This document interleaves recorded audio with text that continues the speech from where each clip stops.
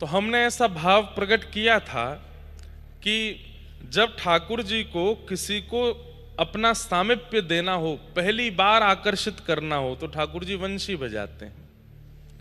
और वंशी जब बजती है तो अधर से दोनों भुजाएं नीचे होती हैं। तो ठाकुर जी वंशी कैसे बजाते हैं?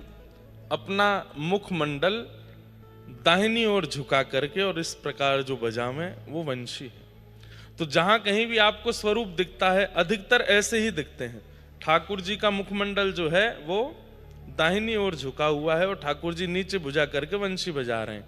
वंशी का नाद ठाकुर जी उनके लिए करते हैं जो नए नए हैं, जो ठाकुर जी के अभी हुए नहीं है, उनको खींचने के लिए वंशी का नाद करते हैं।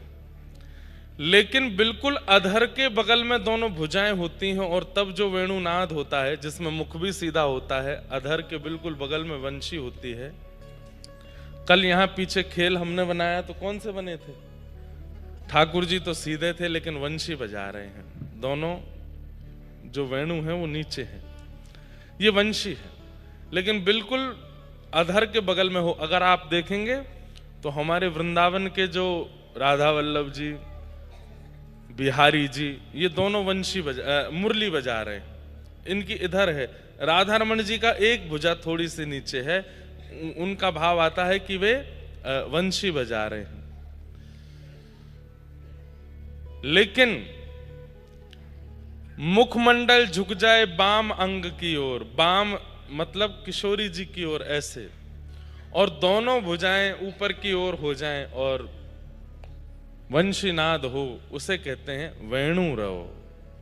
तब ठाकुर जी वेणु बजाते हैं, और वेणु ठाकुर जी ऐसे बजाते हैं। बहुत कम ऐसी झांकी दिखेगी आपको जहां ठाकुर जी की दोनों भुजाएं ऊपर हैं, मुखमंडल किशोरी जी की तरफ झुका है, वो ठाकुर जी अत्यंत मदमस्त होकर के बजाते हैं। वंशी सुन ली तो भी एक बार को आप जा सकते हैं वापस, मुरली सुनी तो भी हो सकता है कि पुनः संसार में आपकी स्थिति बन जाए।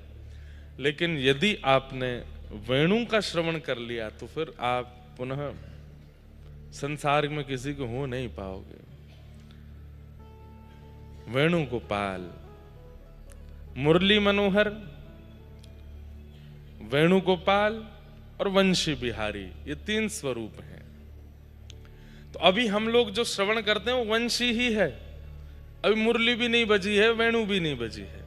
हाँ, कई लोग मुरली तक पहुंच गए पर वेणु तक किसी की स्थिति नहीं गई है।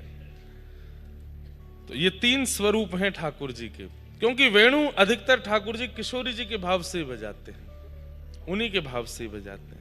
तो कल हम लोग वेणु श्रवण कर रहे थे, वेणु गीत।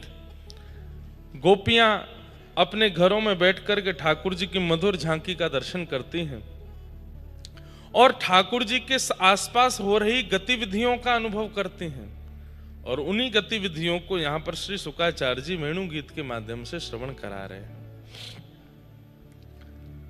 भगवान ने वेणु गीत के माध्यम से गोपियों को सुख प्रदान किया, तत्पश्चात कालिया नाग का दमन किया। भगवान गौचारण करके एक दिन आ रहे थे, तभी ब्रजवासी सब 56 भोग बना रहे थे। ठाकुर जी ने जाकर के सब ब्रजवासियों से पूछा कि आप ये 56 भोग किन के लिए बना रहे हैं? तब नंद बाबा ने कहा, पर्जन्यो भगवान इंद्रो मेघास्तस्यात्ममूर्तयः ते विवर्षन्ति भूतानां प्रीणनं जीवनं पयः। हम लोग पर्जन्य यानी कि इंद्र भगवान की पूजा करते हैं ताकि वो इंद्र अतिवृष्टि, अनावृष्टि, ओलावृष्टि से हमारे खेतों की रक्षा करें। खेत में फसल होगी, फसल कटेगी तो अनाज आएगा, और फिर उसी फसल से चारा बन करके गैयाओं को जाएगा, गैया पाएगी तो उसके थनों में दूध बनेगा। अरे लाला, हमारो तो घर ही इंद्र की कृपा से चल रहे हो है, या हमारे हम इंद्र को पूजन करें 56 भोग लगा के। सब ब्रजवासियों ने जब ये बात सुनी, बहन यहीं बैठ जाओ, हाँ ये आपके लिए ही है आसन। तो क्या निवेदन कर रहे थे? हाँ, इंद्र की कृपा से हमारो घर चल रहा है। इंद्र नहीं हो तो फिर हम लोग तो ब्रजवासी तो भूखे रह जाएं। देव देव आलसी पुकारा, देवताओं के भरोसे मत जीवन जिया कीजिए। ठीक है, आप ठाकुर जी को अपना जीवन का ऋणी मान सकते हैं, लेकिन किसी देव को नहीं। हम लोग सदा कहते हैं कि हमारे इष्टों की कृपा है, हमारे पूर्वजों की कृपा है, हमारे कुल देवता की कृपा है, ये मानना ही चाहिए। परंतु कुल देवता इष्ट यदि श्री कृष्ण हैं या कृष्ण के ही अन्य रूप हैं, नारायण के ही अन्य रूप हैं, तो ही ये बात सार्थक है। क्योंकि अगर अन्य इष्ट भी हैं, वह भी तो नारायण से ही पोषित होते हैं। इसलिए परब्रह्म भगवान ही हमारे जीवन के मूल आधार हैं, ये भाव चित्त में रहना चाहिए। अन्य कोई और हमारे जीवन को चला रहा है, ऐसी भावना नहीं। और ये ठाकुर जी ने गोवर्धन लीला से इस बात का स्पष्टीकरण कर दिया। इंद्र के भरोसे सब ब्रजवासी कह रहे थे कि इंद्र से ही हमारो घर चले, इंद्र ही यूं करे, इंद्र ही ऐसा करे। ठाकुर जी ने कही इंद्र देव है, भगवान नहीं है। इंद्र देव है, और देव के सृष्टि संचार में, सृष्टि पालन में अन्य अन्य क्रियाएं हैं, उनकी एक जॉब होती है। सब देवताओं को भगवान ने कोई ना कोई अधिकार दे रखा है। किसी को वर्षा का अधिकार है, किसी को तपन का अधिकार है, किसी को अन्य अन्य अधिकार है। भाई, अधिकारी को ही प्रधानमंत्री मान करके वंदन करने लग जाओगे तो भी आपकी कितनी बड़ी भूल है। प्रधानमंत्री प्रधानमंत्री है, अधिकारी अधिकारी है। हाँ, वो बात अच्छी है कि प्रधानमंत्री से आप नित्य नहीं मिल सकते, तो अधिकारी से मेल जोल करते रहा करो, पर मन में ये तो भाव रहेगा ही ना, प्रधानमंत्री तो प्रधानमंत्री है, ये तो छोटे अधिकारी हैं। हाँ, इनसे हमारा काम जरूर बनता है, पर प्रधानमंत्री तो वही है ना। पर आप अधिकारी को ही प्रधानमंत्री मानने लग गए हो, उसी को ही वंदन करते हो, तो ये तो आप भूल कर रहे हो। ठीक वैसे ही भगवान ने यहां इंद्र मान मर्दन करके ब्रजवासियों को यही समझाया कि इंद्र देवता है, भगवान नहीं। ध्यान से सुनिएगा, नित्य वंदन करने का अधिकार किसको है? मतलब नित्य वंदन किसको करना चाहिए? जो हमारा भाग्य बदलना जानता हो, जिसमें भाग्य बदलने की सामर्थ्य हो, उसको नित्य वंदन करना है। देवता भाग्य नहीं बदल सकते। भाग्य बदलने की सामर्थ्य केवल और केवल श्रीमन नारायण में है, वही श्री कृष्ण है, उनमें है। उनके अलावा वही राम कृष्ण, वही नारायण के जितने भी रूप, ये भाग्य बदल सकते हैं। देव भाग्य नहीं बदल सकते। देव आशीर्वाद दे सकते हैं, देव आपकी क्रिया को क्रियान्वित करा सकते हैं, पर भाग्य बदलने की सामर्थ्य तो भगवान में है, इसीलिए वो भगवान है। इसलिए नित्य वंदन तो भगवान है। लेकिन ये बात अब ब्रजवासी को समझावेंगे तो सब ब्रजवासी कहेंगे लाला ज्यादा बात मत बनावे, मोह धोवो आवे ना, हमें समझावे चलो है। 7 साल के ठाकुर जी, अब 7 साल का बालक अगर ज्ञान की बात करे तो सबसे पहले बड़े बूढ़े के व्यंग्यात्मक हंसी निकलते हैं। हम लोगों के बाल क्या धूप में सफेद हुए हैं, तू हमको समझाएगा? ये छोटे बच्चे हमको समझाएंगे? तो ठाकुर जी ने जाकर के नंद बाबा से कही तो, बाबा कर्मणा जायते जंतु कर्मणैव विलीयते, सुखम दुखम भयम क्षेमम कर्मणैवाभिपद्यते। नंद बाबा, ये देवताओं के भरोसे रहवे थे कछु कामनाओं में, कर्म करना पड़े, कर्म से भाग्य का निर्माण होता है। आप कर्म नहीं करोगे, देवता के भरोसे पड़े रहोगे तो इंद्र रोटी बना के नहीं जाएंगे, इंद्र भोजन करा के नहीं जाएंगे, आपको स्वयं ही कर्म करना पड़ेगा। मुझे कभी कभी लगता है ठाकुर श्री कृष्ण से ज्यादा लॉजिकल मैंने आज तक भगवान ही नहीं देखे। इतने लॉजिकल बातें करते हैं, स्पष्ट कह रहे हैं, बोले कर्म करोगे तो सुख दुख सब मिल जाएगा, और कर्म नहीं करोगे, देवताओं के भरोसे पड़े रहोगे, यहाँ पे फूल चढ़ाया हो, यहाँ पे ये चढ़ाया हो, वहां पे वो कर आओ, यहाँ पे नारियल बांधे आओ, यहाँ पे ये वाला कपड़ा बांधे आओ, यहाँ पे चद्दर चढ़ाया हो, कुछ नहीं होगा।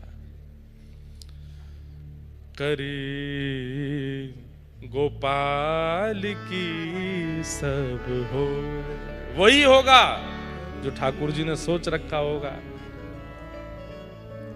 व्यक्ति बेचारा 4 धाम यात्रा करने के लिए गया, लेकिन उसके प्राण निकलने हैं तो निकल ही जाएंगे।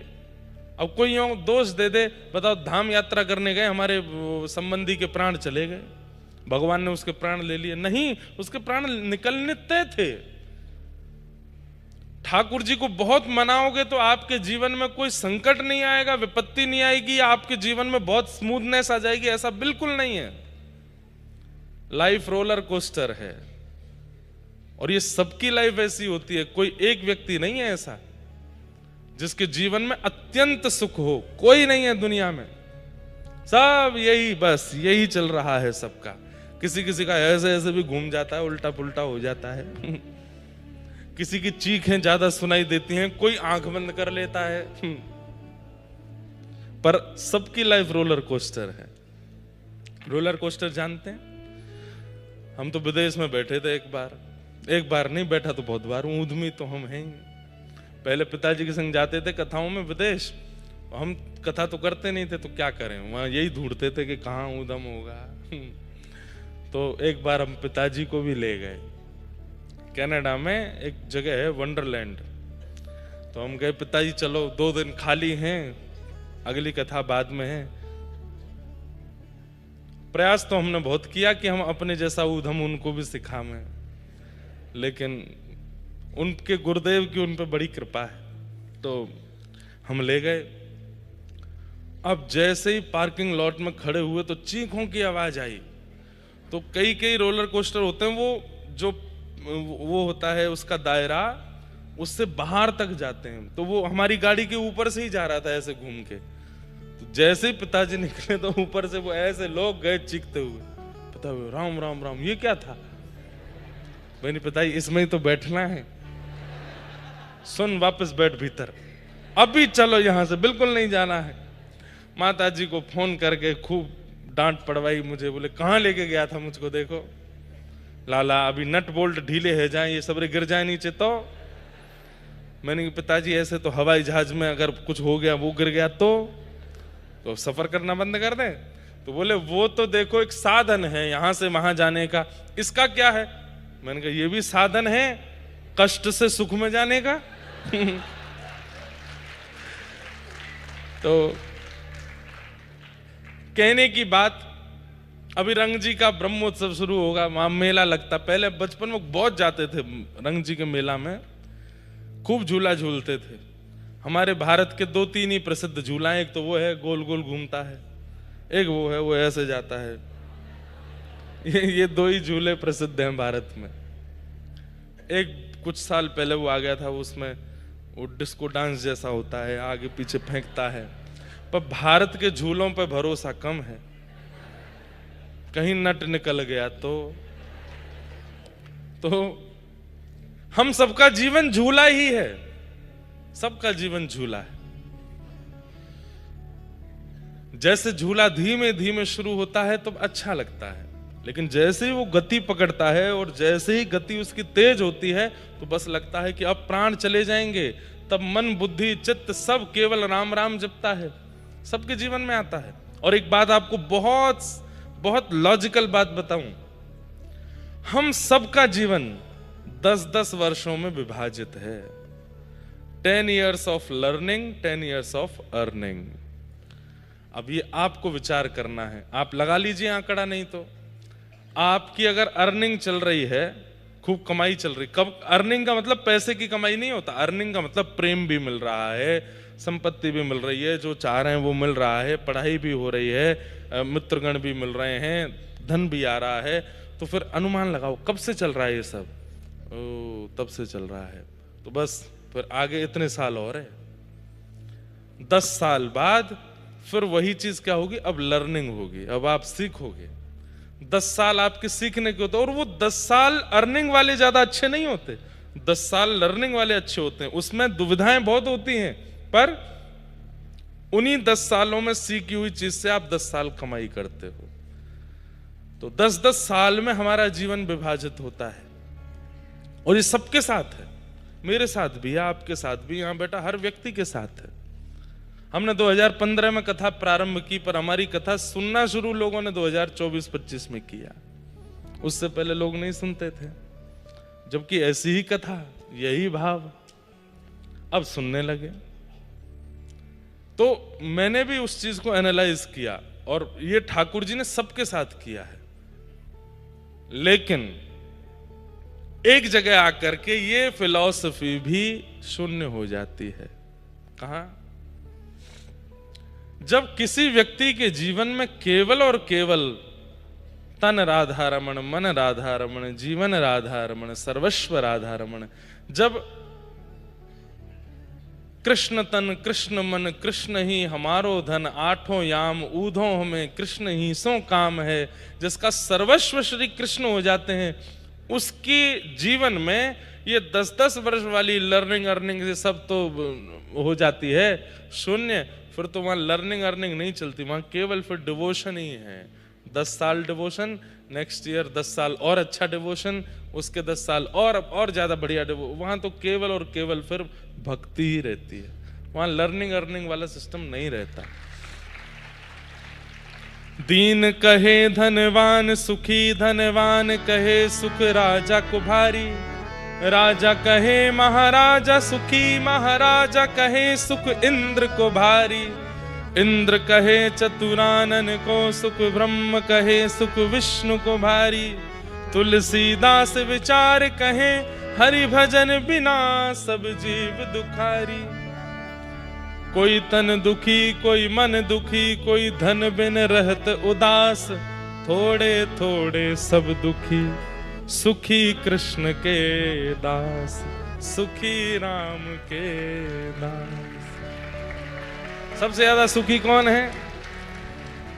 इस वक्त यदि पूछा जाए सबसे ज्यादा सुखी कौन है, वो पीछे वाले भैया से लेके मुझ तक हम जो बैठे हैं, हम सबसे ज्यादा सुखी हैं। इससे ऊंचा सुख नहीं है संसार में कोई, सत्य मान लीजिएगा आप। इस प्रांगण में बैठा हर व्यक्ति जिस भाव का अनुभव इस वक्त कर रहा है, इससे ऊंचा, इससे श्रेष्ठ, इससे बढ़िया करोड़ों की कमाई करने के बाद भी सुख नहीं मिल सकता जो यहां बैठ के आपको मिल रहा है, और यहां बैठ करके मुझे मिल रहा है। ये सबसे बड़ा सुख है। वास्तव में यह है कि हम लोग समझ ही नहीं पाए, हम सुख के पीछे भाग रहे थे। सुख हमारी डेस्टिनी थी ही नहीं, सुख हमारी डेस्टिनेशन है ही नहीं। हमारी डेस्टिनेशन है शांति। हमें सुख नहीं चाहिए। आपको सुख चाहिए? नहीं नहीं, अभी सुन के मना मत करो, चाहिए ही सबको, सुख चाहिए। चलो ले चलते हैं आपको दुबई। अभी तो कल तो मिसाइल गिर गई वहां पे। दुबई नहीं, कहीं और चलते हैं। कहां चलोगे बताओ? चलो आपको ले चलते हैं सिंगापुर। हाँ, सिंगापुर के महंगे वाले होटल में ले चलते हैं, सुख देते हैं आपको। बढ़िया बड़ी लंबी चौड़ी वाली गाड़ी आएगी, उसमें बैठ करके जाना, बढ़िया जूस पीते हुए वहां जाकर के होटल में रुक जाना, सबसे ऊपर वाले कमरे में। वहां से पूरा समुद्र दिखाई देगा। उस कमरे में गद्दा ऐसा होगा महाराज कि एक बार जोर से कूदे तो 1-2 बार तो यूं ही उछल जाओगे। और फिर सब भोजन फ्री, मेन्यू फ्री आपके लिए, जो खाना चाहो खाओ, धुआंधार उड़ाओ महाराज। लेकिन 1 दिन 2 दिन 3 दिन 4 दिन, ज्यादा से ज्यादा 5 दिन, फिर क्या होगा? चलो भैया अब मन नहीं लग रहा है यहाँ पे, अब इच्छा पूरी। क्यों? सुख तो दे रहे हैं आपको। संसार में व्यक्ति जिस किसी वस्तु को सुख बोलता है, वो यदि उसको बहुमात्रा में दे दी जाए तो वो उससे भी दुखी हो जाएगा, उससे भी परेशान हो जाएगा, उससे भी हताश हो जाएगा। और एक बात बोलें, जब बहुत सामग्रियां मिल जाती हैं तब व्यक्ति ये सोचता है मैं करूं क्या, सुख है तो बहुत सारा मेरे पास में, पर मेरे को अच्छा नहीं लग रहा। तब उसको पता है, उसको आनंद कब आता है? जब वो धीरे धीरे उनको त्यागने लगता है। घर त्याग दिया, ये त्याग दिया, वो त्याग दिया, ये त्याग दिया, सब डोनेट कर दिया, बिल्कुल फक्कड़ हो गया। तब कहता है अब मैं बहुत सुखी। तो फिर पहले जमा ही क्यों किया? ठीक है, हम ये नहीं कह रहे कि जमा नहीं करो, करो, पर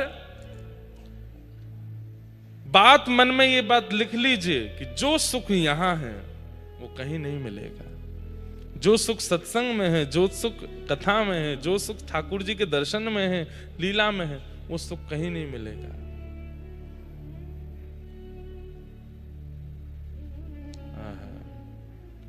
बहुत सुंदर भाव है।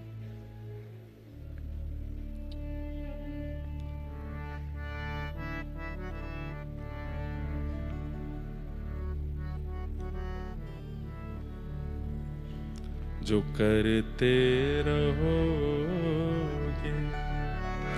भजन धीरे धीरे तो मिल जाएगा राधा रमण धीरे धीरे। बंधुओं, एक बात बहुत ध्यान से सुनिएगा। हम थोड़ी सी कुछ बात कह दें, फिर उसके बाद महाराज जी को नेक भाव सुनेंगे, फिर कथा विश्राम तक पूरे सूची करनी है, फिर उसके बाद 2:30 बजे चलेंगे लाल जी की गौशाला में, वहीं आज होरी खेलेंगे। व्यक्ति का सबसे बड़ा सद्गुण क्या है? अपने अवगुणों को स्वीकार करना। लेकिन कई बार ऐसा होता है कि व्यक्ति अपने अवगुण स्वीकार तो कर लेता है, पर उसके प्रति मिलने वाले दंड को स्वीकार नहीं करता, उससे भागता है। थोड़ी शांति रखो भैया, ने एक देर बैठो।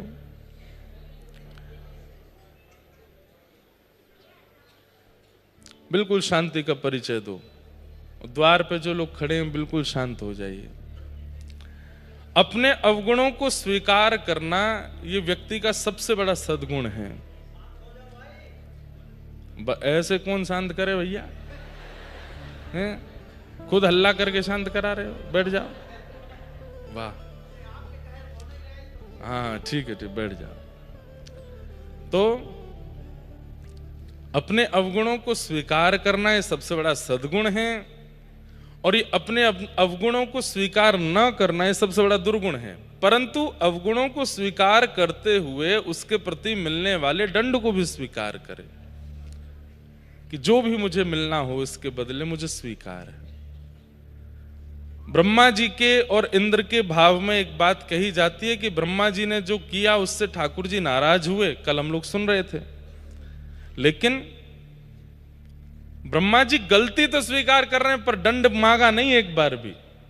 पूरी स्तुति में ब्रह्मा जी ने एक बार भी, बार बार विषयांतर कर रहे थे, कल हम लोग सुन रहे थे, बार बार विषय बदल रहे थे, बार बार ठाकुर जी से कभी प्रश्न करने लग रहे थे। मतलब अपनी गलती तो मान रहे हैं, पर कई लोग होता है ना कि अब हो गया, अब हम क्या करें, हो गया, हमसे गलती हो गई। अरे भाई ऐसे थोड़ी, थोड़ा तो इसमें दीनता लाओ अपनी बातों में। नहीं नहीं अब तो हो गया हमसे, अब क्या कर सकते हैं, ठीक है कोई बात नहीं, हो गई गलती तो मानव मनुष्य गलती का पुतला है जो अक्सर हो ही जाती है। कई लोग गलती स्वीकार तो करते हैं पर वो भी बड़े अदा में स्वीकार करते हैं, उसके प्रति दंड स्वीकार नहीं करते। तो ब्रह्मा जी कल वही कर रहे थे, इसलिए ठाकुर जी ने उनको क्षमा नहीं किया। लेकिन आज इंद्र ने आकर के क्या कहा कि नाथ मुझसे गलती हुई, परंतु आप मेरे गुरु हैं, आप जगत पिता हैं, मुझे इसके लिए जो भी दंड देंगे मुझे वो दंड स्वीकार है, मुझे दंडित कीजिए नाथ। ठाकुर जी बोले ये सबसे बड़ा गुण है कि आप अपने अपराध को स्वीकार करके उससे मिलने वाले दंड को भी स्वीकार करते हैं, ये अच्छा है। तब भगवान ने इंद्र को क्षमा कर दिया और इंद्र से कहा कि भाई तुम बस ईर्ष्या निवृत्त होकर के, अभिमान निवृत्त होकर के अपनी पदवी को संभालो। हम लोगों का स्वभाव है कि हम दूसरों में अवगुण देखते हैं, स्वयं में गुण का दर्शन करते हैं। व्यक्ति का स्वभाव क्या, सब में दोष देखना है। कोई भी, चाहे रावण के आगे राम जी भी आगे, वो राम जी में भी दोष देख रहा है, लेकिन अपने आप में गुण देखता है। मानव का स्वभाव होना चाहिए सब में गुण देखे, स्वयं में अवगुण देखे। मुझ में कमियां कितनी है, मुझ में दोष कितने हैं, मुझ में अवगुण कितने हैं, मेरे आगे जो भी आवे सब गुणवान है, मैं ही हूं अवगुणों से भरा हुआ। हाँ, इतना भी ना सोच ले कि डिप्रेशन में ही चला जाए कि वो मुझसे बड़ा तो कोई कलंकी नहीं, पापी नहीं। कई लोगों का मनोबल भी खत्म होता है उससे, सेल्फ कॉन्फिडेंस भी खत्म होता है। पर हाँ, आप लोग समझ रहे हैं कितने दायरे में करना है और कितने की आज्ञा दी जा रही है। सब में गुण का दर्शन करो, चाहे लाख बुराई किसी की आपसे कर दी गई, लेकिन वो व्यक्ति सन्मुख आवे तो आप उसमें तब भी गुण ही देख रहे हो। भाई तुमने उसकी इतनी बुराई करी पर वो मुझे फिर भी उसमें गुण ही दिखाई दिया। नेत्र जो है ना, ये भक्ति का पैरामीटर है। आप जितना भजन करते हैं, कथा सुनते हैं, नाम जप करते हैं, तिलक स्वरूप धारण करते हैं, गुरु आश्रय में रहते हैं, भगवत सेवा करते हैं, यदि वह नेत्रों में प्रकट नहीं हो रहा गुण दर्शन के रूप में, तो संभवतः आप भजन नहीं कर रहे हो। अच्छा, होता है, पता क्या होता है, भजन करने के बाद में भी कैसे नेत्र हो जाते हैं, परंपरा से दीक्षित होने के बाद में कैसे नेत्र हो जाते हैं। एक ही परंपरा के दो लोग हैं, तो दूसरे को कैसे देखते हैं, ये तो कुछ नहीं करता, मैं देखूं, मैं तो ये भी करता हूं, मैं तो ऐसे भी रहता हूं, मैं तो ये भी खाता हूं, मैं तो गुरुदेव ने ये भी बताया, हमारी परंपरा में ये, मैं वो भी करता हूं, ये तो कुछ नहीं करता, ये तो ऐसे ही है। वहां पे भी दोष, भक्ति में भी दोष, नियम में भी दोष, भावों में भी दोष नहीं। गुण देखिए, दोष दर्शन करते करते जीवन निकल जाएगा, एक दिन ठाकुर जी सामने आ जाएंगे, आप उनमें भी दोष देख लोगे। मुकुट सीधा पहन लिया कीजिए आप आप उनमें भी दोष देख लोगे। खड़े तो सीधे हो जाए कीजिए, नेशनल एंथम चल रहा है। हम लोग इतने ज्यादा, अब भाई जो आदत में आ जाएगा वो फिर स्वभाव में आ जाएगा, और जब स्वभाव में आ जाएगा तो फिर कोई नहीं बच पाएगा उससे। कई लोग होते हैं, उनका स्वभाव होता है टोकने का, बोलने का। कई बार उनसे कह के जाते हैं घर के लोग, ए भाई सुन, तू ऐसी जगह जा रहा, वहां किसी को नहीं टोकना। वो कहता नहीं टोकूंगा, तो वहां उसको कुछ दिख जाता है, दिख ही जाता है, क्योंकि उसकी दृष्टि ही ऐसी है। और वहां जब वो किसी को देखता है जिसको टोकने का मन होता है, तो वो बहुत देर अपने हाथ पैर बंद करके रखता है, थोड़ा ऐसे सोचता है, सबने मना किया है, टोकना नहीं है, टोकना नहीं है, टोकना नहीं है, क्या करूं। अब उसका ना तो भोजन पचेगा, ना पानी नीचे उगले, क्योंकि स्वभाव में आ गया ना टोकना। फिर वो क्या करेगा, जाते जाते टोक ही जाएगा। सुनो भाई, तुम बुरा नहीं मानना, मुझसे रहा नहीं जा रहा है, मेरे अंदर रह नहीं रही है बात, मैं रोज रात में सो नहीं पाऊंगा। सुनो तुम, क्या तुम ऐसे ऐसे नहीं किया करो, बस अब तुम चाहे बाढ़ में जाओ, हम जा रहे हैं। ये स्वभाव में आ जाएगा। भाई स्वभाव में प्रेम लाइए, स्वभाव में भक्ति लाइए, स्वभाव में भाव लाइए, दोष नहीं लाइए। बहुत दोष यदि आप बहुत दिनों तक अपने चित्त में रखेंगे तो मन, बुद्धि, चित्त, स्वभाव सब में वही दोष आ जाएगा। और कहीं ना कहीं ठाकुर जी फिर सन्मुख आएंगे तो हम उनमें भी दोष दर्शन करने लगेंगे। बताइए, नवकंज लोचन कंज मुख कर कंज पद कंजारणो, ऐसे राम जी को रावण देख के क्या बोलता है, ए वनवासी। राम जी का रूप देख करके, राम जी का स्पर्श करके जहां पत्थर पिघल जाते हैं, उनको देख करके रावण इतना निष्ठुर कैसे हो सकता है।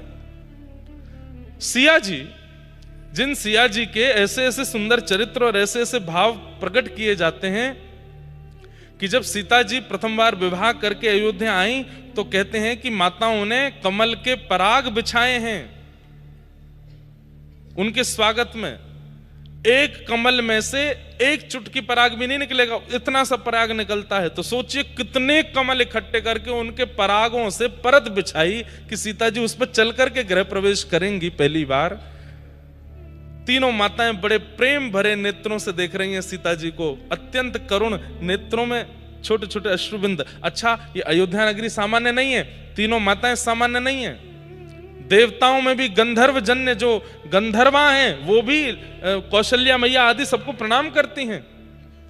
ऐसी कौशल्या, केकई, सुमित्रा नेत्र भर के देख रही हैं। और जैसे ही पालकी से उतर करके श्री सीता जी भीतर प्रवेश करती हैं और जैसे ही पराग पर चरण रखती हैं तो ये भौएं थोड़ी सी उठ रही हैं। ये नासिका के पास का जो ये गाल का क्षेत्र है, इसमें सुकड़न आ रही है, मतलब जैसे मानो नीचे कोई कुछ चुबा रहा हो। कौशल्या मैया कहती हैं कि अरे ये कितनी कोमल है, कितनी कोमल है कि कमल का पराग भी इनके चरणों में चुभ रहा है। सुमित्रा जी तो नेत्रों में आंसू भर लाई, कौशल्या जी चिंता कर रही हैं, कैकेयी जी से तो देखा ही नहीं गया, तो कैकेयी जी क्या करी पता है? ऐसा गृह प्रवेश किसी बहू का नहीं हुआ होगा आज तक। कैकेयी जी गई और श्री सीता जी को गोद में उठा लिया, गोद में लेकर के भीतर गई। इतनी कोमल है श्री सियाजू, और उन सियाजू को इतनी निष्ठुरता से कैसे ले गया रावण? क्योंकि उसके मन में, स्वभाव में, बुद्धि में, विचार में, सब में निष्ठुरता आ चुकी है। व्यक्ति जब एक अवधि से ज्यादा रोग को अंदर रहने देता है तो वही रोग भयंकर मरणासन स्थिति में ले जाता है। हम ऐसे दोषों को चित्त में रखेंगे, क्या ये हमारी स्थिति को नहीं रखेंगे? चाहे कितना भी तिलक लगाइए, चाहे कितना भी गुरु मंत्र कर लीजिए, चाहे कितना भी आप धाम भ्रमण कर लीजिए, लेकिन आपका स्वभाव पवित्र नहीं है तो आप कहीं से भी पवित्र नहीं हो। स्वभाव, विचार, व्यवहार, इनमें दोष मत लाओ। आज इंद्र से केवल इसलिए रीझ गए भगवान क्योंकि उसने आकर के तुरंत अपनी गलती मानी और मान करके ठाकुर जी के सामने अपना सर नतमस्तक हो गया कि दंड दीजिए मुझे, जो देना हो। ठाकुर जी को ऐसे स्वभाव ही तो प्रिय हैं। भगवान ने इंद्र को क्षमा कर दिया। तत्पश्चात अन्य अन्य लीलाएं हुई। रास पंचाध्याय का प्रसंग प्रारंभ हुआ। गोपियों ने भगवान के साथ रास विहार किया। अब हम पिछले 7 दिन से होली का रास ही सुन रहे थे, तो इसलिए बस प्रणाम मात्र करते हुए फिर गोपी गीत, भगवान अंतर ध्यान हुए, गोपी गीत गाया। मैं इस बात को कहा करता हूं, क्यों अंतर ध्यान हुए ठाकुर जी? क्योंकि बिना आचार्य के यदि रास में प्रवेश करोगे तो रास का अनुभव तो हो जाएगा, पर थोड़ी देर बाद आपसे एक अपराध बनेगा। क्या? उस रास का अभिमान। आचार्य जीवन में क्यों जरूरी है, गुरु जीवन में क्यों जरूरी है? ताकि आपके चित्त में मान को प्रकट ना होने देवे। अगर मान प्रकट हो रहा है तो भगवत प्राप्ति होने के बाद में आपके कारण आचार्य पर भी रोषित हो जाएंगे। ठाकुर जी, अरे तुमने कैसा शिष्य बनाया, हम इससे मिलने के लिए गए, ये तब मान कर रहा है वहां पर। इसलिए मान ना आवे, इसलिए हमारी हरिदासी परंपरा, हरिवंशी परंपरा और जहां भी मानसी की परंपरा है, सब जगह निवेदन किया गया, नेत्र बंद करके मानस में जब ठाकुर जी का स्मरण करो, उससे पहले गुरु को स्मरण कर लो, गुरु के संग ठाकुर जी को प्रणाम करो। क्यों? गुरु मान नहीं आने देंगे। जैसे क्या करना है? नेत्र बंद करके चित्त में स्मरण करना है। हृदय में एक कुंज है, उस कुंज में ठाकुर जी बैठे हैं। अब ठाकुर जी को मैं सीधे माला पहना रहा हूं, चरण प्रक्षालन कर रहा हूं, चंदन लगा रहा हूं, नहीं। मैं थाली लेकर के खड़ा हूं, उसमें माला भी है, चंदन भी है, आरती भी है, गुलाल भी है, इत्र भी है, खूब सुंदर सब सामग्री है, बीड़ा भी है, लेकिन मैं नहीं अर्पित कर, मैं बस लेके खड़ा हूं। मैंने गुरुदेव से कहा है, गुरुदेव आप अर्पित करो। मेरे गुरुदेव माला पहना रहे हैं, मेरे गुरुदेव चंदन लगा रहे हैं, मेरे गुरुदेव चरण प्रक्षालन कर रहे हैं, मेरे गुरुदेव बीड़ा पवा रहे हैं, और मैं गुरु गोविंद दोनों की इस लीला का दर्शन कर रहा हूं। मानसी में स्वयं को दृष्टा बनाना है, कर्ता नहीं। कर्ता तो गुरु ही होने चाहिए, नहीं तो मान आएगा। गोपियों ने रास भूमिका में स्वयं को कर्ता मान लिया। ये ठाकुर जी तो हमारे साथ रास कर रहे हैं, हम सुंदरी हैं, और आचार्य स्वरूपा किशोरी जी का स्मरण नहीं किया, इसीलिए मान आ गया कि हम बहुत सुंदरी हैं, इसीलिए हमारे साथ रास कर रहे हैं। और ठाकुर जी वहां से अंतर ध्यान हो गए। और उसके बाद यमुना तट पर जाकर के जब किशोरी जी ने कहा कि गाओ, तब गाया, जयते तेधिकम जन्मना व्रजः श्रयत इंदिरा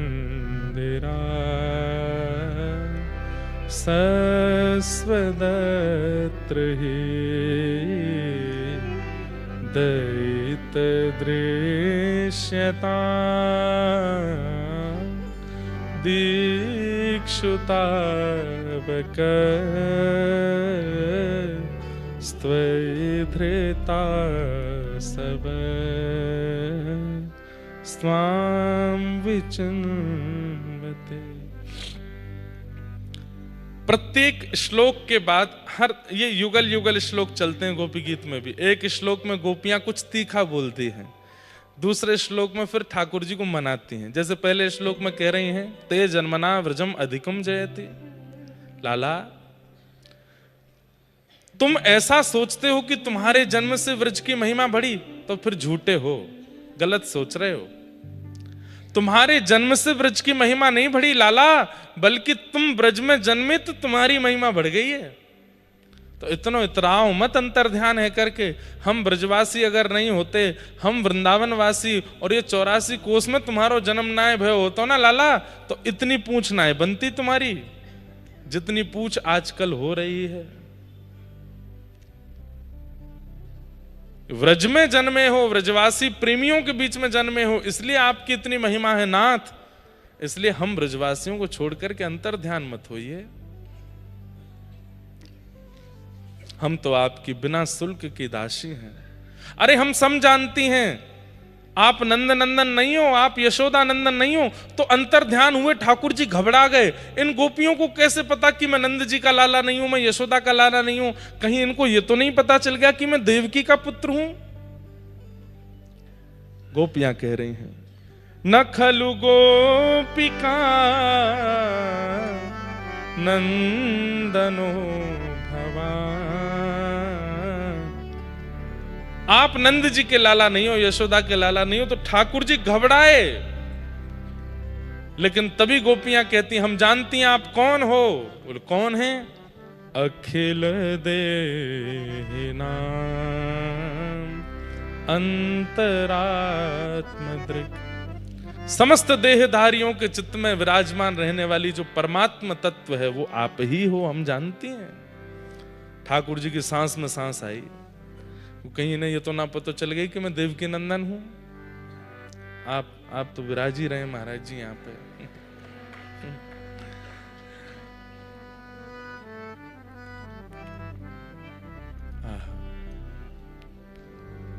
लेकिन बंधुओं, एक बात तो माननी पड़ेगी, श्रुतिम अपरे स्मृतिम अपरे भजन्तु भव भीता नीतिम अपरे। श्रुतियां नहीं पहचान पाई जिनको, नीतियां नहीं पहचान पाई जिनको, स्मृतियां नहीं पहचान पाई, वेद नहीं पहचान पाए जिनको, उन ठाकुर जी के आगे दो ही लोग बोले हैं कि हम तुम्हें जान गए हैं। या तो रामावतार में केवट कहते हैं कि मैं तुम्हें जानता हूं, मैं तुम्हारा मर्म जानता हूं, या कृष्ण लीला में गोपियां कहती हैं कि हम आपको जानते हैं। और इन दोनों को ही चरण प्रदान किए हैं ठाकुर जी ने, गोपियों को भी चरण प्रदान किए हैं। असंख्य गोपियां भगवान की सुंदर गोपी गीत के माध्यम से स्तुति गाती हैं, स्तवन करते हुए। इति गोप्य प्रगायन्त प्रलपन्त्यश्च चित्रधा रुरुदु स्वस्वरं राजन् कृष्ण दर्शन लालसा। तासामाभिर्भूत्सौरी स्मयमाय मुखाम्बुज पीताम्बरधरश्रग्वी साक्षान् मन्मथ मन्मथ। ठाकुर जी गोपियों के बीच में प्रकट हो गए, गोपियों के साथ महारास किया, महादेव भी पधारे। ऐसे रास रासेश्वर भगवान को हम बारंबार प्रणाम करते हैं। बोलो रास बिहारी लाल की। अब आगे के प्रसंग में हम लोग बस सूची मात्र कहेंगे, उसके बाद कथा को विश्राम देंगे। पर उससे पूर्व हमारे मध्य में जिन्होंने सनातन की खूब सुंदर अलख युवाओं में और पूरे भारतवर्ष में जगाई है, ऐसे हमारे व्रज के परम सुंदर व्रजवासी स्वरूप में जो व्यासपीठ पर विराजते हैं, श्री प्रियाकांत जी के अति प्रिय श्री देवकीनंदन ठाकुर जी महाराज पधारे हैं। महाराज जी का इतना स्नेह, इतना प्रेम हमें प्राप्त होता है तो मन बहुत प्रसन्न होता है कि पूज्य गुरुदेव भगवान, पूज्य पिताजी महाराज और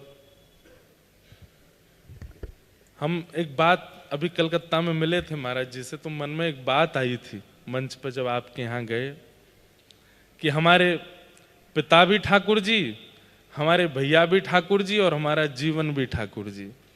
तो हमारे पिता के रूप में भी ठाकुर जी हैं, आप हमारे अग्रज भ्राता हैं, आप भी ठाकुर जी हैं, और हमारो जीवन सर्वस्व भी ठाकुर जी हैं, उद्देश्य भी ठाकुर जी हैं।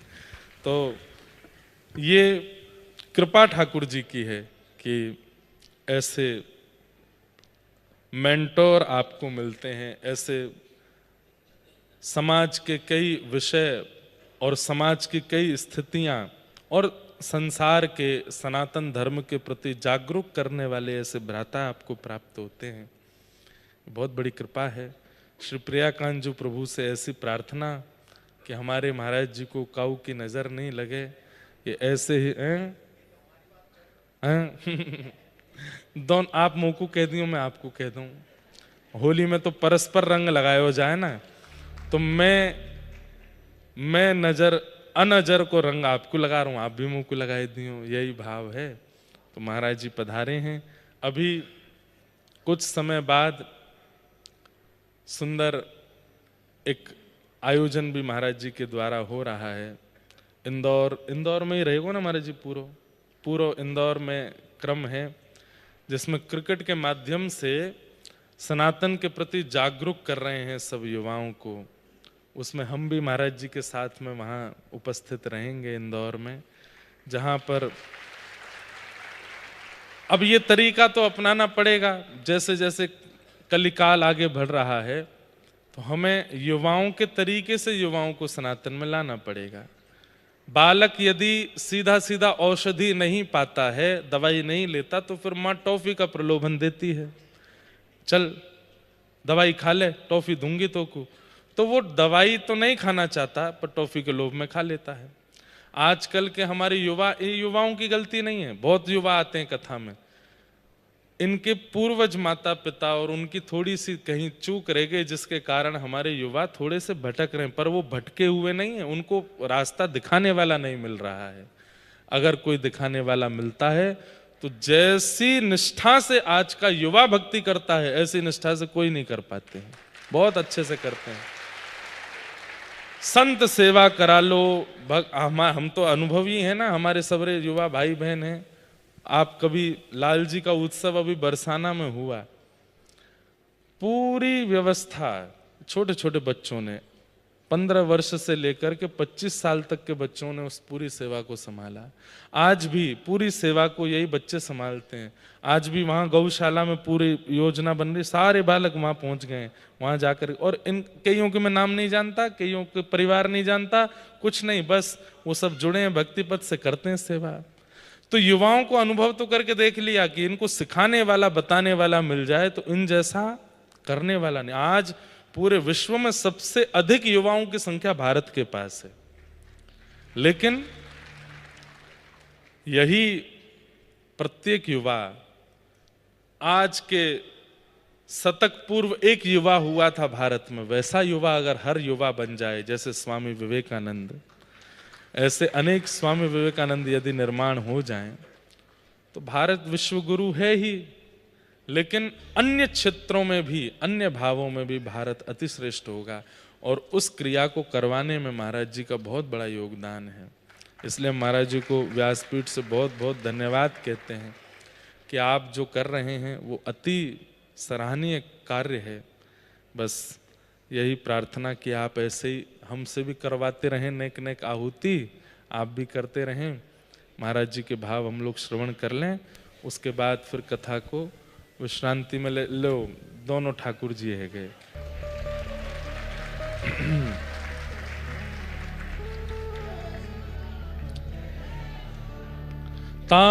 तासामाभिर्भूत सौरी स्मयमाय मुखाम्बुज पीतांबरधर श्रगवे साक्षान् मन्मथ। ठाकुर जी ने सब गोपांगनाओं के साथ में मधुर रास विहार किया। रस और रास इसकी विवेचना कई बार हम कर चुके हैं। आप ठाकुर जी से मिलन को, अब सीधी बात होली में कहते हैं आप ठाकुर जी को रंग लगाओ, ये रस है, पर ठाकुर जी आपको रंग लगावे ये रास है। जो मीराबाई का पद आज प्रारंभ में गाया गया, उसमें मीराबाई रास की ही आकांक्षा कर रही हैं कि आप रंग लगाइए नाथ, हम रंग नहीं लगा। हम तो पिछले 7 दिन से रंग लगा ही रहे हैं, गिरधर लाल जी को रोज गालों पर रंग लगा रहे हैं, पर नाथ आप अपने भाव का, प्रेम का, अपनी स्मृति का रंग हम पर लगाओ, ये हमारी इच्छा है, यही रास है। एक प्रकार से वैसे कहा जाए तो इसमें कोई अतिशयोक्ति नहीं। आप सब लोग सब बाहर से आए हो, अधिकतर वृंदावन में आकर के होली का सुख ले रहे हो, ये आपके संग रास ही हो रहा है कि आपको यहां वृंदावन बुलाया गया।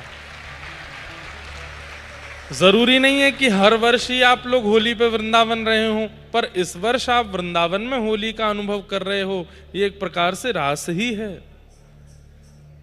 आप ठाकुर जी के समीप जाते हो, मंदिर में रहते हो भगवन, कभी बाहर भी आया जाया करो, मैं रोज तेरे दर आता हूँ, कभी तुम भी मेरे घर आया करो। तो जिस दिन वो आ जाएं, आज हरि आए विदुर घर पावना, आज हरि आए, जिस दिन ठाकुर जी आ जाएं वही रास है। जिस दिन ठाकुर जी आ जाएं वो रास है, जिस दिन गुरुदेव मिल जाएं वो रास है, जिस दिन शरणागति हो जाए वो रास है, जिस दिन ठाकुर जी का स्वप्न अनुभव हो जाए वो रास है, जिस दिन बिना प्रयास अनायासी आपके घर पर धाम से प्रसाद। कल हमको जब यहाँ पीछे खेल कर रहे थे, तो जब ठाकुर जी का स्वरूप बना रहे थे, तो श्रीनाथ जी की बड़ी याद आ रही थी, नाथ द्वार की, क्योंकि नाथ द्वारा की पद्धति है, वहां पे ठाकुर जी के पीछे खेल बनाया जाता है, उससे ठाकुर जी बड़े राजी होते हैं।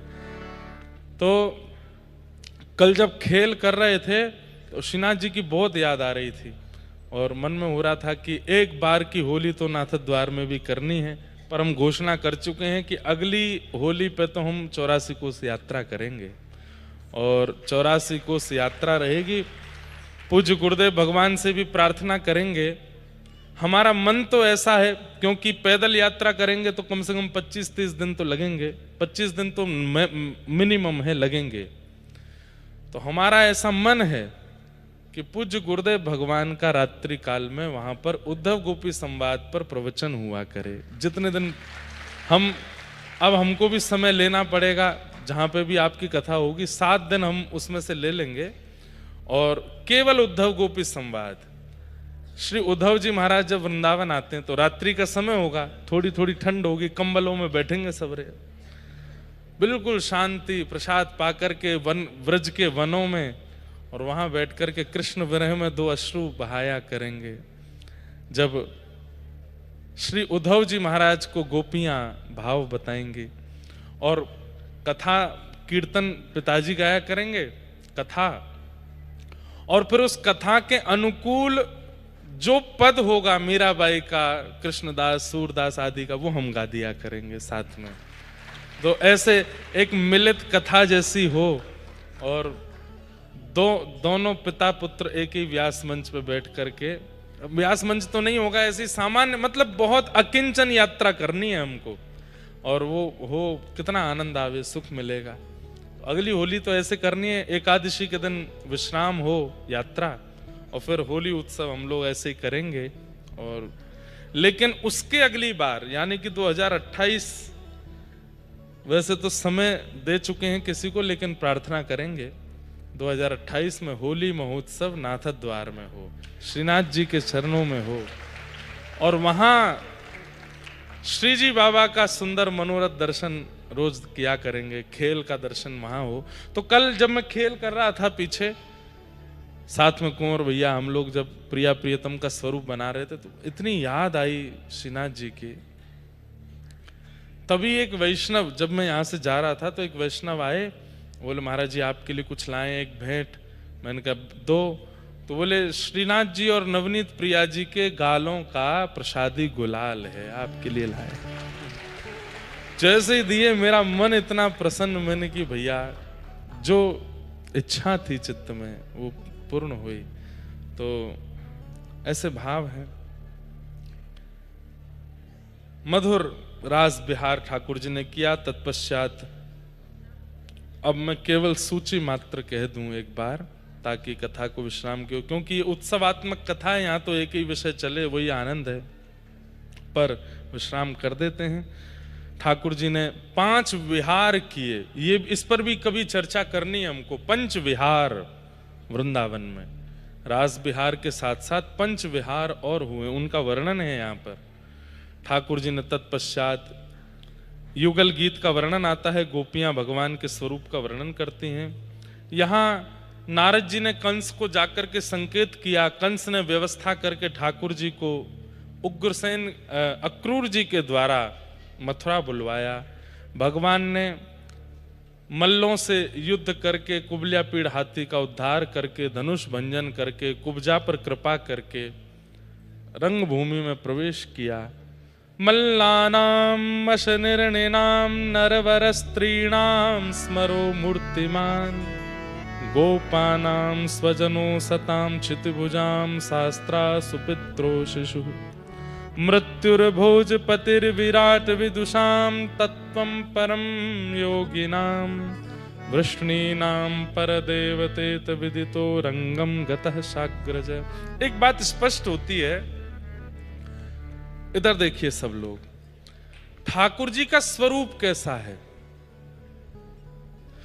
तो इस श्लोक से एक बात स्पष्ट होती है कि जैसा आपका मन है वैसे आपको ठाकुर जी दिखने लगेंगे। अभी थोड़ी देर पहले मैं कह रहा था कि रावण इतना क्रूर कैसे हो सकता है राम जी के लिए, क्योंकि वो क्रूर है, क्योंकि उसका चित्त क्रूर है, उसकी बुद्धि क्रूर है, इसलिए उसको राघव जी की कोमलता का दर्शन नहीं हो रहा है, कोमलता छुप रही है। व्यक्ति अपने, भैया यहां चर्चाएं मत कीजिए, ओ भैया देवताओं ने बाहर जाइए, यहां से कथा के बीच में यहां चर्चा नहीं करो। ध्यान से सुनिए, हम जैसे बन जाते हैं वैसे हमें ठाकुर जी दिखने लगते हैं। अगर लोभ हमारे चित्त में ज्यादा है ना, लोभ की मात्रा ज्यादा है, तो कहीं ना कहीं ठाकुर जी का अत्यंत सौंदर्य रूप हमको दिखाई नहीं देगा। अब राधा रमण जी इतने प्यारे हैं, कौन देख करके उनको बावला नहीं हो, लेकिन फिर भी हजारों लाखों लोग जाते हैं, उनको देख करके स्थिति जिसकी स्थिर हो जाए वो 100 ही होते हैं। बाकियों पे क्यों नहीं हुई? क्योंकि उनका चित्त इतना पवित्र नहीं है। आपके चित्त में काम यदि ज्यादा है तो फिर आपको ठाकुर जी का ऐश्वर्य दिखाई देगा, उनका ममत्व, उनकी करुणा दिखाई नहीं देगी। आपके चित्त में क्रोध ज्यादा है तो ठाकुर जी का प्रसाद दिखेगा, सजावट दिखेगी, ठाकुर जी नहीं दिखेंगे। ठाकुर जी खड़े भी होंगे तो आपके नेत्र उन पर स्थिर नहीं। कई लोग आते हैं, वो दर्शन करने के लिए जब आते हैं तो दर्शन करते समय उनको पता नहीं क्यों बहुत विचित्रता जैसी लगती है, जल्दीबाजी लगती है। कथा में भी बैठे रहेंगे तो चित्त जैसा होता है लोगों का, वैसे कथा लगती है उनको। कथा में अगर ऐसी बात हो तो ही उनका मन लगता है, नहीं तो उनका मन नहीं लगता फिर उनका मन, क्योंकि चित्त वैसा नहीं है। अब संध्या काल में यहाँ उत्सव होता है, उत्सव में हम आप सब लोग बैठ करके यहाँ पर प्रेम से सब लाल जी का उत्सव मनाते हैं। उस समय आप सब लोग दर्शन करते हैं। कई लोगों का उसमें भी रुचि नहीं होती, अरे क्या उत्सव करना, ठीक है ठाकुर जी दिख गए, पर्दा खोले, चले गए। अब आगे उत्सव में क्या हुआ उस देखने तक उनकी इतनी स्थिरता नहीं है चित्त में। तो जैसा हमारा स्वभाव व्यवहार बनता है वैसे ठाकुर जी हमको अनुभव होने लग जाते हैं। अब महाकाल भगवान हैं तो शिवलिंग, लेकिन कई लोग होते हैं वो उनको देख करके उनके हाथ पैर शिविर करने लगते हैं, नेत्रों से अश्रु आने लगता है। और कई लोग होते हैं वो केवल देख करके दर्शन करके चले गए, कोई फर्क नहीं पड़ा। क्यों? वही एक ठाकुर है तो फिर इतनी विचित्रता क्यों? स्वभाव के अनुरूप ठाकुर जी का रूप हो जाता है। नवकंज लोचन कंज मुखकर कंज, ये तुलसीदास जी के हृदय के ठाकुर जी, उनको ऐसे दिख रहे हैं पर ऐसे रावण को नहीं दिख रहे हैं। तो वही बात यहां पर स्पष्ट कर रहे हैं कि बड़े बड़े मल्लों को जब श्री कृष्ण रणभूमि में प्रवेश कर रहे हैं मथुरा में, तो बड़े बड़े पहलवानों को ठाकुर जी पहलवान ही लग रहे हैं। उनको लग रहा है कि रोज पहलवानी करने वाला कोई बालक हमारे सामने आ रहा है। लेकिन वात्सल्य भाव चित्त में रखने वाले बड़े बुजुर्गों को ठाकुर जी अपने नाती सनाती के रूप में दिख रहे हैं। छोटे छोटे ग्वाल बालों को ठाकुर जी अपने सखा के रूप में, अरे ये तो हमारा सखा है, या तो हम सखत्व बना लें। कुमारी कन्याओं को ठाकुर जी अपने प्रियतम के रूप में दिख रहे हैं।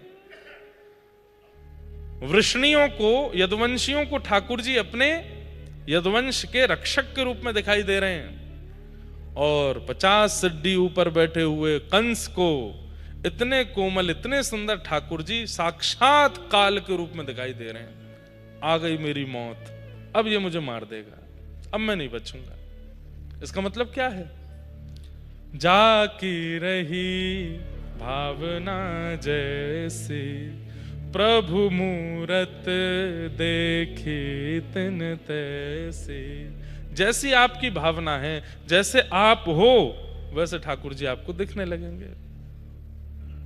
जगन्नाथ चकानैन नील। अब मुझसे कोई बोला आपने ठाकुर जी के नेत्र चक्का बना दिए। मैंने कि भैया देखो, इसके रचना तो हमारे गोवत्स राधा कृष्ण जी महाराज उन्होंने लिखा है, लेकिन मेरे मन में भाव आता है चकानैन नहीं है तो क्या है? जो उनके नेत्रों को देख ले उसके संसार रूपी विषाद के लिए ठाकुर जी के नेत्र ही चक्र यानी चका यानी कि रथ बन जाते हैं। और जो उनके नेत्रों में गाड़ के देखता है उसको ठाकुर जी अपने नेत्र रूपी रथ में बैठा करके संसार रूपी सागर से पार कर देते हैं। इसलिए चकानयन है। जाकी रही भावना जैसी प्रभु मूरत। अब कोई जगन्नाथ जी को देख करके ये कैसे भगवान, इनके नाक तो है नहीं, होठ तो है नहीं, यहाँ चुबुक तो है नहीं, ठोड़ी तो है नहीं, कान तो है नहीं। अरे कितने सुंदर ठाकुर जी हैं, कोई देखो तो सही। जगन्नाथ जगन्नाथ महाप्रभु। बैठ जाओ, जल्दी जल्दी बैठ जाओ सब लोग। ठाकुर जी ने जाकर के महाराज कंसवध किया, कारागृह से देवकी मैया को निकाल करके देवकी वसुदेव जी को प्रणाम किया, उग्रसेन को राजा बनाया। भगवान पढ़ने के लिए सांदीपनी गुरुकुल गए, लौट करके आए। श्री उद्धव जी महाराज वृंदावन सुध लेने के लिए गए। तत्पश्चात भगवान ने जरासंध के साथ युद्ध किया। 17 बार जरासंध ने मथुरा पर चढ़ाई की। और अब की बार ब्राह्मणों को जब अनुष्ठान पर बिठाया तो ठाकुर जी बोले ब्राह्मणों के अनुष्ठान विफल ना हो, इसलिए ठाकुर जी रण छोड़ करके रण छोड़ राय भगवान बने। बोले रण छोड़ राय भगवान की। द्वारिका में जाकर के श्री ठाकुर जी विराजमान हुए। रेवत राजा की पौत्री के साथ, रेवती के साथ में बलभद्र जी का विवाह हुआ। और कौंडन्यपुर के राजा भीष्मक की पुत्री रुक्मिणी जी के साथ, जो कि लक्ष्मी ही हैं, श्री ठाकुर जी का विवाह संपन्न हुआ। श्री रुक्मिणी रमण भगवान की। भगवान के 8 प्रमुख विवाह हुए। भौमासुर राक्षस के यहाँ से 16,100 राजकुमारियां जो बंदी थीं उनको मुक्त किया, इसलिए 16,108 विवाह भगवान के संपन्न हुए। नारद जी दिनचर्या ग्रहचर्या का दर्शन करने आते हैं, सबका वर्णन यहाँ पर किया गया। भगवान पांडवों के राजसूय यज्ञ में जाने से पूर्व भीम के द्वारा जरासंध का उद्धार कराते हैं और वहां जाकर के राजसूय यज्ञ में सम्मिलित होते हैं। वहीं ठाकुर जी के सुदर्शन चक्र से शिशुपाल का वध होता है। क्यों? गालियां देता है ठाकुर जी को। ठाकुर जी ने उसको 100 गालियों की अनुमति दी थी। 100 से ऊपर जाते ही भगवान के सुदर्शन चक्र ने उसका अंत किया। तत्पश्चात नारद जी से कई प्रश्न युधिष्ठिर जी ने किए। नारद जी ने उस प्रसंग के उत्तर में कई कथाएं युधिष्ठिर को सुनाई। भगवान ने उनका राजसूय यज्ञ संपन्न कराया। सूर्य ग्रहण का अवसर आया और सब द्वारिका वासियों को लेकर के ठाकुर जी कुरुक्षेत्र गए और वहां व्रजवासी भी गए और श्री ठाकुर जी 100 वर्ष बाद व्रजवासियों से कुरुक्षेत्र में मिले। वहीं श्री प्रिया जी से भी मिलना हुआ। आदि कई बार ये प्रसंग भी विस्तार से सुनाया गया। श्री चैतन्य महाप्रभु का भाव ऐसा था कि ब्रजवासियों ने ठाकुर जी से प्रार्थना की कि अब व्रज चलो, एक बार व्रज चलो। तो ठाकुर जी बोले कैसे चलें? तब ब्रजवासियों ने रात रात में ही एक सुंदर रथ का निर्माण किया लकड़ी से, और रथ निर्माण करके उसी में बलभद्र जी और श्री ठाकुर जी, सुभद्रा जी और सब द्वारिका वासियों को बैठा करके ब्रजवासी खींचते हुए लेकर के गए। कहाँ? ब्रज। उसी भाव का स्मरण करके श्री महाप्रभु चैतन्य जगन्नाथ प्रभु की रथलीला का दर्शन करते थे। उनका भाव यही था कि ये जगन्नाथपुरी मंदिर जो है ये द्वारिका है, और गुंडीचा जहाँ ठाकुर जी जाते हैं वो वृंदावन है, और श्री ठाकुर जी द्वारिका से ब्रजवासियों से मिलने के लिए जा रहे हैं। इसलिए चैतन्य महाप्रभु खूब नृत्य करते थे रथ के आगे, ऐसी भावना उनकी रहती थी। तो श्री ठाकुर जी एक बार व्रज आए, ऐसी भावना प्रकट की गई। ब्रज में आकर के ठाकुर जी तो वैसे व्रज से कभी दूर जाते नहीं। मैंने पिछली कथा में इस बात का निवेदन किया था कि स्वभाव कृष्ण और प्रभाव कृष्ण दो हैं। प्रभाव कृष्ण जो हैं वो ऐश्वर्य में रहते हैं, स्वभाव कृष्ण जो हैं वो लीला में रहते हैं, और लीला वाले स्वभाव कृष्ण सदा 84 कोस व्रज के अंदर ही रहते हैं, यहां से कभी नहीं जाते। प्रभाव वाले श्री कृष्ण द्वारिका लीला, मथुरा लीला, वैकुंठ लीला, तीनों लोगों का संचार वो स्वभाव वाले कृष्ण करते हैं, जिनका प्रभाव है, जिनका ऐश्वर्य है। पर वृंदावन में तो ठाकुर जी स्वभाव वाले हैं। यहाँ तो वो केवल और केवल प्रिया प्रियतम विलास करते हैं, उसी भाव में रहते हैं। वृंदावनम परित्यज्य पादमेकम न गच्छति। एक पग भी ठाकुर जी बाहर वृंदावन से दूर नहीं करते। विपिन राज सीमा से बाहर हरिहु को नाही निहार, रेमन वृंदा विपिन बिहार। बिहारी जी भी अगर छठी गिरा के बाहर खड़े हो जाएं और प्रकट होकर के कहते हैं आओ मेरा दर्शन करो, तो हमारे रसिक जन कहते हैं कि बिहारी जी से कह देंगे पहले वृंदावन आओ, यहाँ दर्शन करेंगे, यहाँ से बाहर आप जाओगे तो आपका दर्शन नहीं करेंगे, वृंदावन में आप रहो नाथ। तो श्री वृंदावन का त्याग करके तो ठाकुर जी कभी नहीं जाते, यहाँ सदा रहते हैं। लेकिन ऐश्वर्य रूप से ठाकुर जी पूरी सृष्टि का संचार बाहर जाके करते हैं। यहाँ ठाकुर जी ऐश्वर्य को नहीं आने देते, यहाँ तो केवल स्वभाव में रहते हैं। लीला रहती है वृंदावन में, ऐश्वर्य नहीं।